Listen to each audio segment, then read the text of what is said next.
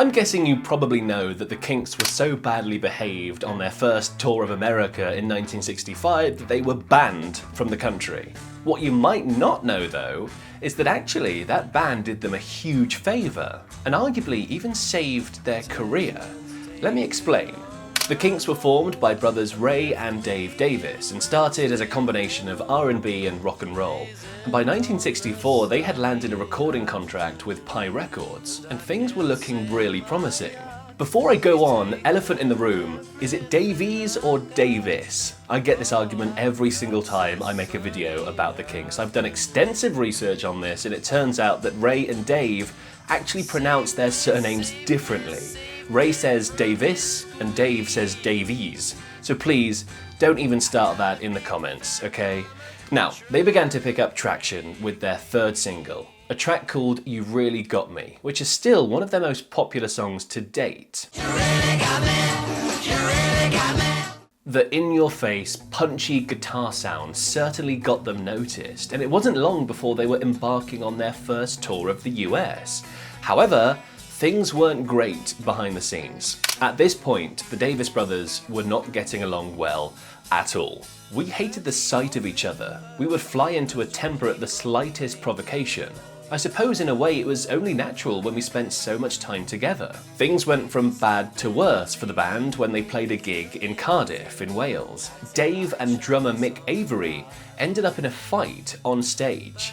Dave had allegedly been insulting Avery throughout the gig, and according to sources, he got quite imaginative with it. Why don't you get your out and play the snare with it? It'll probably sound better. Avery responded to this by hitting Dave round the head with his drum pedal, and as you would expect from being hit round the head with a big chunk of metal, Davis was knocked unconscious and required 16 stitches to fix his injury. Now Avery, thinking he had just murdered his bandmate, fled the scene, but the police later caught up with him. Not to be deterred though, Dave dropped all the charges against Avery, and this was just in time for him, his brother who hated him, and the drummer who nearly killed him, to take off on their long-awaited US tour. You can imagine the atmosphere was a bit tense going into it. So the agreement with the band's promoter in the US, a woman named Betty Kay, had been that the band would be paid in cash in advance for each gig.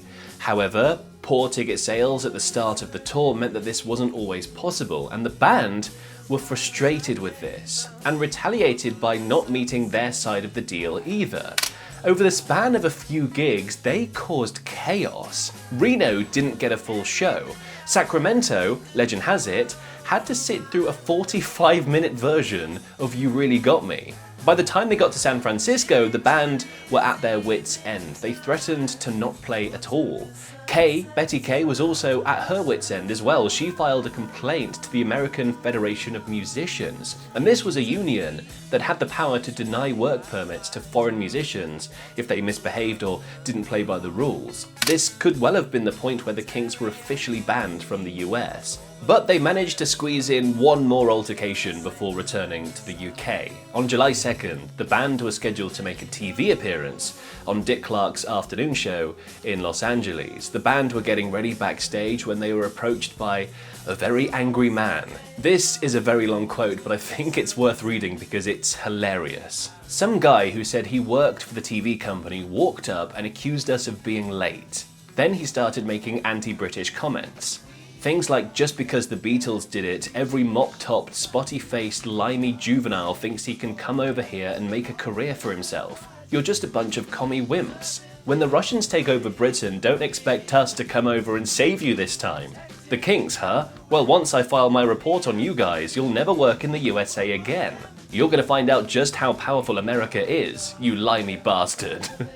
As would most people if they were called a commie wimp. Davis failed to keep his cool, and he admits to throwing a few punches, although it was all a bit of a blur.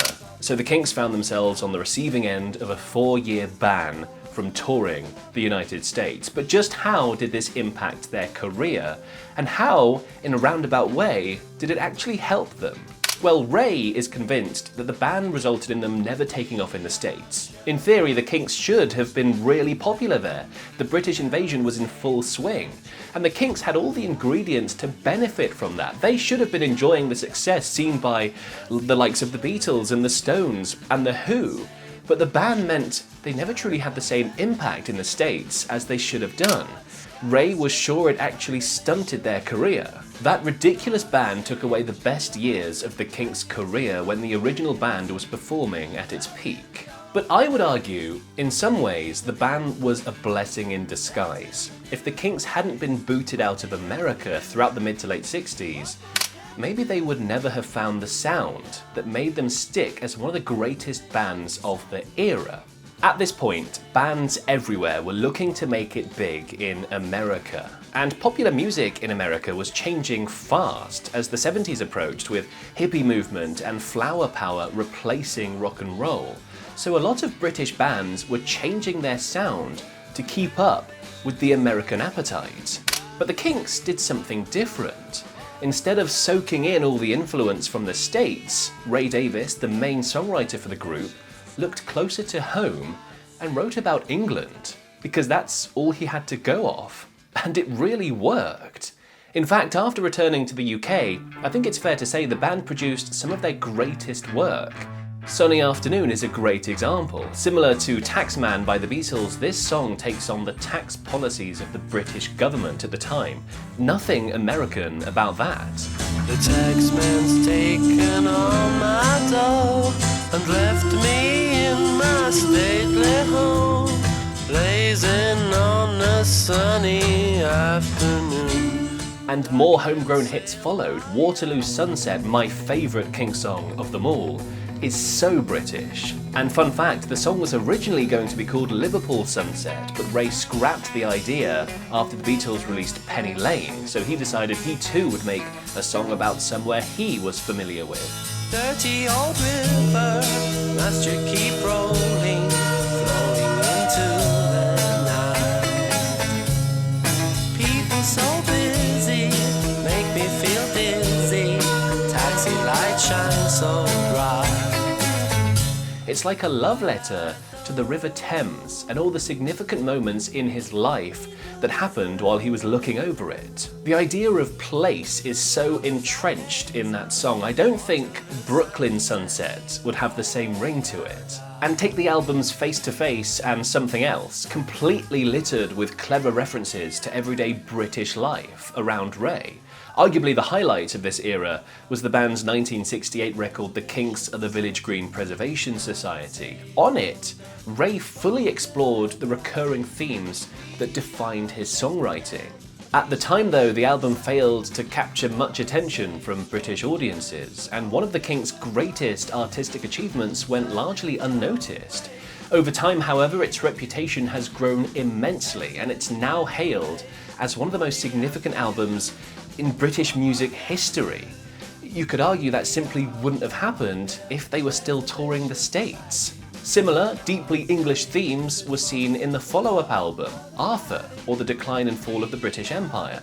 Commercially, it was an up and down few years, with the 1968 tour of working men's clubs across Britain being a bit of a flop, but I would argue that the Kinks developed their sound in a way that wouldn't have happened had they been allowed to tour the US.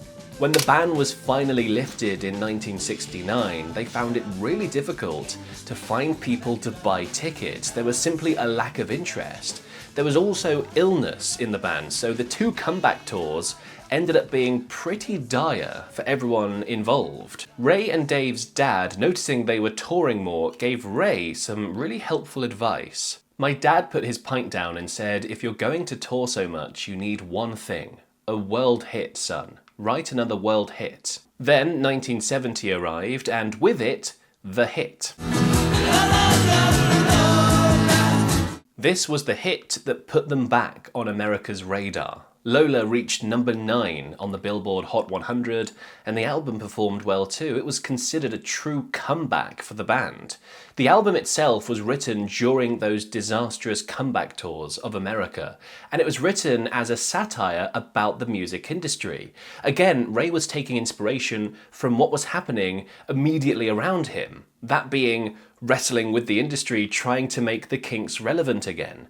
Without their ups and downs, while banned from the US, I don't think they would have had the inspiration for an album like this. So not only did the ban from America mould Ray into a phenomenal songwriter, that period also acted as the precursor or the breeding ground for a commercial comeback album like Lola. And as luck would have it, I've made an entire video on the song Lola and how it basically changed everything. Click here to watch that.